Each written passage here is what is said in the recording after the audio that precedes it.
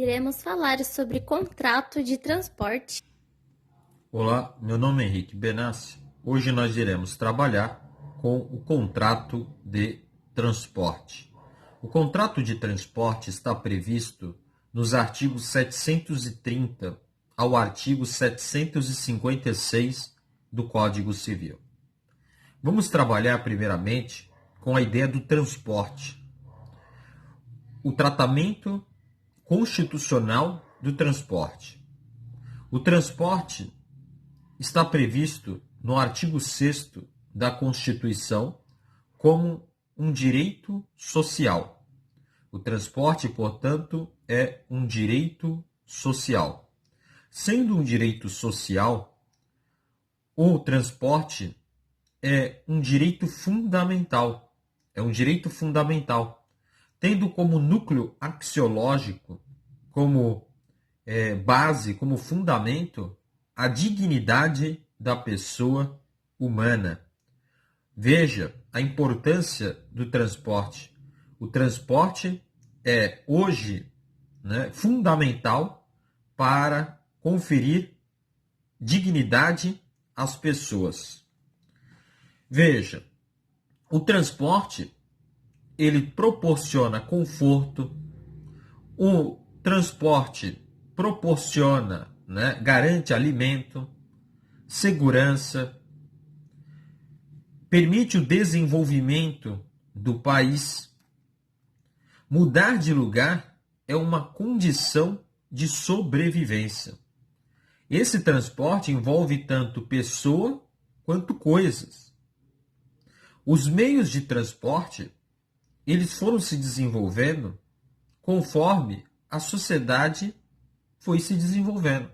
Então, o desenvolvimento do transporte acompanhou o desenvolvimento da própria sociedade. Bom, vamos trabalhar com a parte histórica do transporte. Bom, a primeira coisa que nós temos, é o Código Comercial de 1850. Foi o primeiro diploma legal a tratar do transporte. Obviamente, dando ênfase ao transporte marítimo e ao transporte de coisas. Depois, nós tivemos em 1912 a Lei das Estradas de Ferro, que é o Decreto 2681. Então, o Decreto 2681 de 1912 é a Lei das Estradas de Ferro, que passou a regulamentar o transporte ferroviário. Agora, é possível aplicar esta lei, aos demais tipos de transporte, ao transporte rodoviário, ao transporte marítimo, ao transporte aéreo. Então, é possível aplicar por analogia a Lei das Estradas de Ferro. O Código Civil de 1916, ele foi omisso quanto ao contrato de transporte. Ele nada tratou acerca desse tipo de contrato. Posteriormente, em 1990, surge o Código de Defesa do Consumidor, que é a Lei 8.078, Então, Lei 8.078 de 1990. Veja, as relações, envolvendo o transporte, na maioria das vezes, são relações, consumeristas. De um lado, eu tenho o fornecedor, do outro, eu tenho o consumidor como destinatário final de um serviço, que é o serviço de transporte. O problema é que o Código de Defesa do Consumidor não tratou especificamente do transporte. Logo, não estabeleceu, por exemplo, quais são os direitos e obrigações do transportador, quais são os direitos e obrigações do passageiro, quais são os princípios básicos que regem esse tipo de contrato. E aí, então, em 2002, veio o Código Civil, que passou a tratar do contrato de transporte e supriu né, essa omissão, né, até então, essa omissão, né, que até então não havia nada regulamentando. O Código de Defesa do Consumidor não estabelecia, né, esse regramento. O Código Civil supre essa deficiência. Bom, além disso, né, agora cabe a gente trabalhar com o conceito de contrato de transporte. O conceito de contrato de transporte está definido no artigo 730 do Código Civil. O artigo 730 vai dizer que o contrato de transporte é aquele pelo qual uma pessoa, geralmente é uma pessoa jurídica, se obriga a transportar, né, pessoas ou coisas de um lugar para outro, mediante o pagamento de um preço, de uma retribuição. Com base nisso, nós podemos extrair a ideia de que a mera carona, que o STJ chama de transporte desinteressado, a mera carona não configura contrato de transporte. Pode configurar um contrato atípico, mas não é um contrato de transporte. Porque o contrato de transporte é um contrato oneroso. Bom, uma outra questão importante diz respeito à regulamentação. Atualmente, onde nós encontramos a regulamentação do contrato de transporte, né? Só no Código Civil? Não. Nós verificamos que o Código de Defesa do Consumidor é aplicável, nós podemos aplicar o Código Civil. Além disso, nós temos tratados internacionais que tratam do transporte, por exemplo, a Convenção de Varsóvia, a Convenção de Montreal, né, que trabalham com regulamento do transporte aéreo. Temos também normas editadas pelo poder público, regulamentando determinados transportes públicos coletivos. Veja, o transporte ele pode se caracterizar tanto como um transporte público quanto um transporte privado. Quando eu tiver um transporte público, o poder público irá prestar o serviço público de transporte diretamente ou indiretamente por meio de permissão, concessão ou autorização. Estamos diante da delegação de serviço público.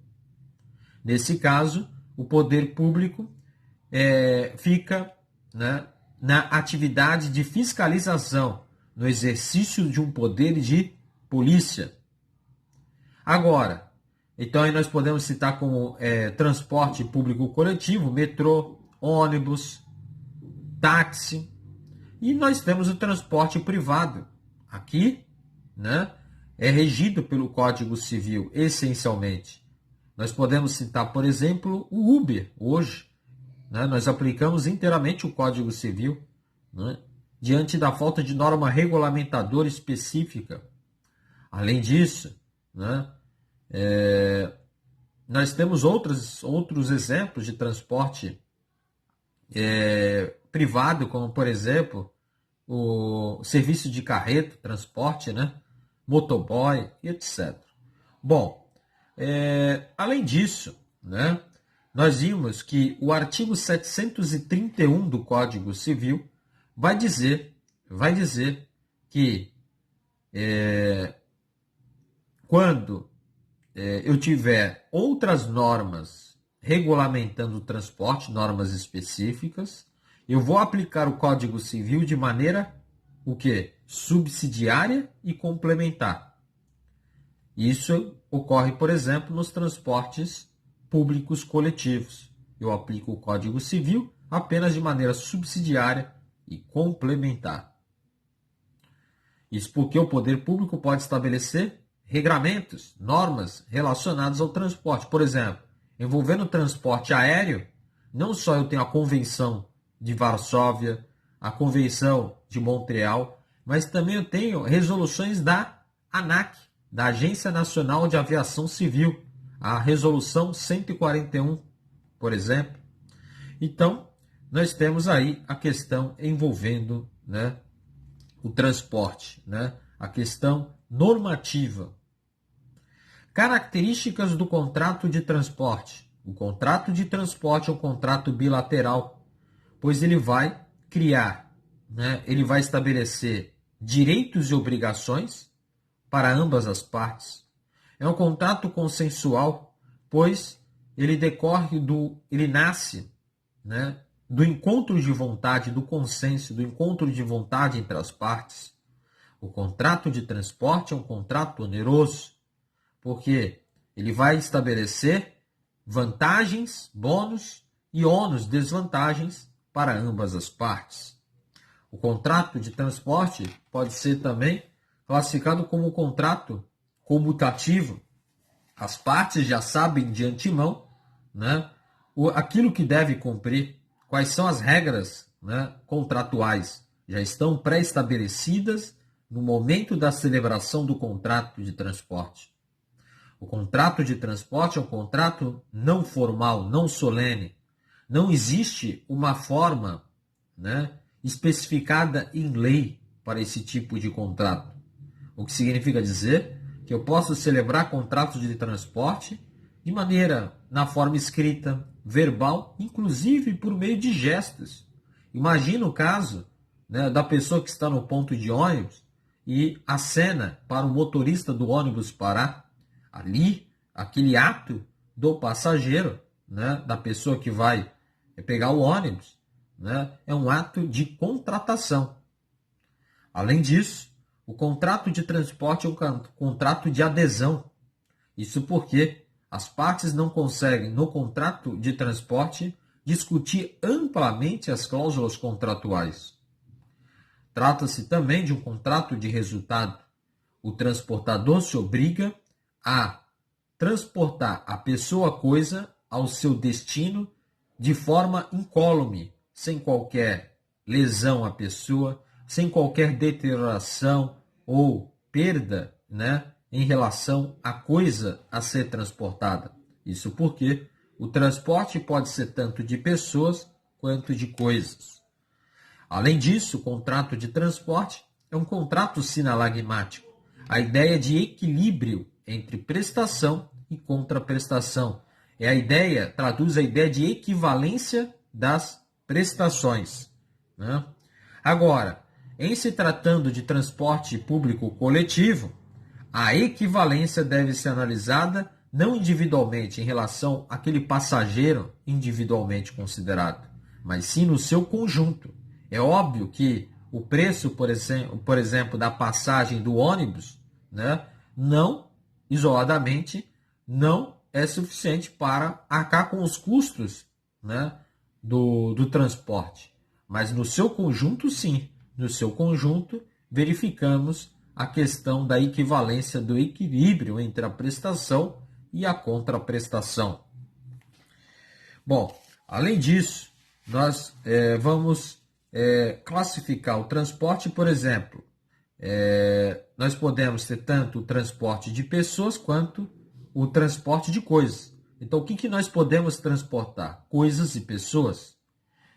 A forma, né, ou seja, do transporte pode ser terrestre, né? O transporte terrestre abrange o ferroviário e o rodoviário.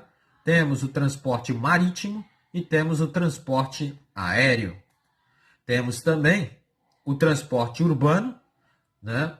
O transporte intermunicipal, interestadual e internacional. Aqui nós classificamos o transporte levando em consideração a extensão do transporte.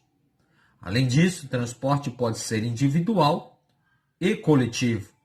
Veja, para se caracterizar um transporte coletivo, é necessário que envolva várias pessoas, essas várias pessoas utilizando o mesmo veículo, né? Cada um pagando a sua passagem e cada um celebrando um contrato de transporte distinto. Aí sim eu tenho um transporte coletivo. Isso por quê? Se for celebrado, né, um único contrato de transporte, né, mesmo que envolva várias pessoas a serem transportadas, esse contrato de transporte não será um transporte coletivo, mas sim será um transporte individual. Para ser transporte coletivo, então, tem que envolver várias pessoas, cada um pagando o preço, a sua passagem, né, utilizando o mesmo veículo, formando, né, várias relações jurídicas contratuais de transporte. Essa é a ideia do transporte coletivo. Além disso, é importante a gente distinguir o transporte cumulativo do transporte sucessivo. No transporte cumulativo, a pessoa compra um único bilhete e com esse único bilhete ele terá acesso, né, a vários serviços de transporte prestados por várias transportadoras. Nesse caso, cada transportadora ficará encarregada de deslocar, né, aquela pessoa, né, a um determinado lugar. Obviamente, haverá, né, pontos de conexão, né, trechos de conexão aqui. Mas o que caracteriza o transporte cumulativo é isso. E veja, no transporte cumulativo, haverá uma responsabilidade solidária entre os transportadores. Haverá uma responsabilidade solidária entre os transportadores. Em termos de obrigação, é como se a obrigação fosse assumida, né, fosse cumprida por uma única empresa. Temos o transporte sucessivo. No transporte sucessivo, o que nós temos são 2 ou mais contratos de transporte. Cada empresa transportadora vai atuar com a sua independência. Obviamente, né, haverá também aqui trechos de conexão, né, conexão dos trechos para que, por exemplo, a pessoa desembarque por exemplo, de um avião e depois possa pegar um outro avião, né? Então, essa é a ideia do transporte sucessivo. No transporte sucessivo, portanto, há uma cadeia de contratos, cada um com uma empresa independente, sem que haja uma unidade de contrato de transporte. Por exemplo, né, então, exemplo de transporte sucessivo seria o caso de eu ir até uma agência de viagem, né? Lá eu compro 2 passagens de 2 transportadoras. Nesse caso, eu tenho um transporte sucessivo. Bom, vamos trabalhar ainda com a ideia do transporte de pessoas, transporte de bagagem e transporte de coisas. No transporte de pessoas, né, o transportador ele deve assegurar a integridade física do passageiro, a sua incolumidade até o seu destino, até o fim da viagem. Portanto, o que nós temos é uma obrigação de resultado, né? No transporte de pessoas, a transportadora deve reservar, né, a poltrona. Além disso, deve fornecer alimentos, por exemplo, lanche, para o caso de viagens de longa duração, longas viagens. Além disso, no transporte de pessoas, há um dever da transportadora de cumprir o prazo, o horário, né, estipulado. E, em contrapartida, o passageiro deve pagar a passagem, sob pena, né, de retenção da bagagem. Veja, o Código Civil confere, né, ao transportador o direito de retenção. Esse direito de retenção configura um ato extrajudicial. Não precisa passar pelo crivo do Poder Judiciário. O que não se confunde, por exemplo, com o penhor legal. No caso, por exemplo, dos hotéis. O dono do hotel tem o penhor legal sobre as bagagens dos hóspedes, né? Nesse caso aqui, veja, o penhor legal precisa passar por um ato judicial homologatório, por uma sentença homologatória do juiz, né? Então, não podemos confundir o penhor legal com o direito de retenção. O direito de retenção. O direito de retenção não passa, né, pela análise do Poder Judiciário. É feito extrajudicialmente. Além disso, nós temos o transporte de bagagem. O transporte de bagagem é um contrato de transporte acessório ao contrato de transporte de pessoas. Portanto, o transporte de bagagem é acessório do contrato de transporte de pessoas. O viajante, ao comprar a passagem, ele passa a ter o direito de transportar consigo o quê? As bagagens, devendo o transportador efetuar esse transporte, não só da pessoa, como da sua bagagem, assumindo assim uma obrigação de resultado. Ou seja, tem que garantir a incolumidade, né, daquela bagagem, de que aquela bagagem não vai chegar ao seu destino, né, de forma extraviada ou com alguma deterioração, né? Então, essa é a ideia do transporte de bagagem. No transporte de bagagem, o passageiro só irá pagar, né, pelo transporte da bagagem se houver excesso de peso, volume, tamanho, pois a princípio, né, quando a pessoa compra a passagem de transporte, né, para se deslocar para um outro lugar, ela nesse contrato de transporte de pessoas já estará incluído, né, o transporte das suas bagagens. E veja que se a bagagem for colocada em compartimento próprio, é necessário a emissão de um documento chamado de nota de bagagem. Esse documento é importante para que depois, quando o passageiro chega no seu destino, entrega à transportadora esse documento, chamado nota de bagagem, para a retirada das bagagens. Além disso, né, é importante falarmos sobre o artigo 734 do Código Civil. Veja, o transportador pode exigir do passageiro que declare o valor da bagagem, que servirá como uma limitação à indenização, à fixação da indenização. E aqui é oportuno a gente trabalhar com uma decisão do Supremo Tribunal Federal, né, que o Supremo Tribunal Federal entendeu que a Convenção de Montreal e de Varsóvia, que trata do transporte aéreo, deve prevalecer sobre o Código de Defesa do Consumidor. Isso porque a Convenção de Varsóvia e de Montreal trabalham com a chamada indenização tarifada, ou seja, permite a limitação da indenização pelo transportador. E o que o Supremo Tribunal Federal decidiu? Que isso é constitucional e que deve, inclusive, a Convenção, que é um tratado internacional, né, prevalecer sobre o Código de Defesa do Consumidor. Deve prevalecer. Aqui, o Supremo Tribunal Federal aplicou, né, o artigo 178 da Constituição.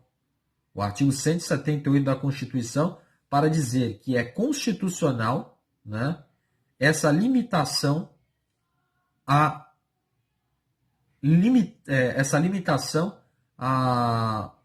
indenização quanto ao extravio, à perda de bagagens.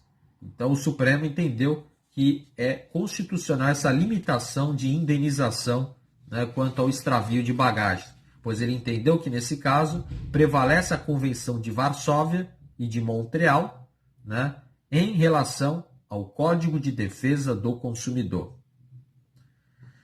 Então, aí nós tivemos a decisão do Supremo, né, o plenário do Supremo Tribunal Federal. Além disso, nós temos o transporte de coisas. Veja, no transporte de coisas é um pouco diferente do transporte de pessoas de bagagem, porque aqui nós temos a figura do expedidor ou remetente, a figura do transportador e a figura do destinatário ou consignatário. Veja, quando o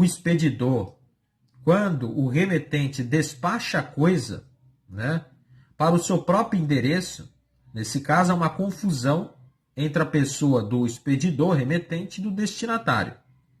Além disso, é necessário no transporte de coisa que a coisa em si e que o destinatário, né, ou consignatário, esteja o quê? Bem especificado, bem identificado, para evitar, né, eventuais erros, né, quanto à pessoa e quanto à coisa. Quanto à pessoa do destinatário ou quanto à coisa. É o que estabelece o artigo 743 do Código Civil. Além disso, o contrato de transporte de coisas se prova por meio, né, de um documento chamado conhecimento.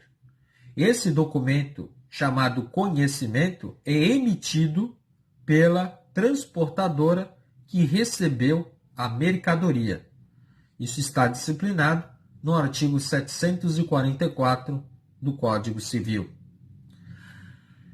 A empresa transportadora deve ter o cuidado, o zelo no transporte e também na guarda da coisa. Inclusive, o transportador, né, é equiparado à figura do depositário. Isso está previsto no artigo 751 do Código Civil. O destinatário da coisa, ao receber a coisa, tem um prazo de 10 dias para analisar se a coisa transportada sofreu alguma avaria, algum extravio, alguma avaria, algum dano. É o que dispõe o artigo 754, parágrafo único do Código Civil. Geralmente, né, é prudente, inclusive, a realização de seguros quando trabalhamos com o transporte de coisas. Bom, eu vou dar uma parada. No próximo vídeo, iremos dar continuidade ao contrato de transporte. Assista nossos vídeos e se inscreva no canal.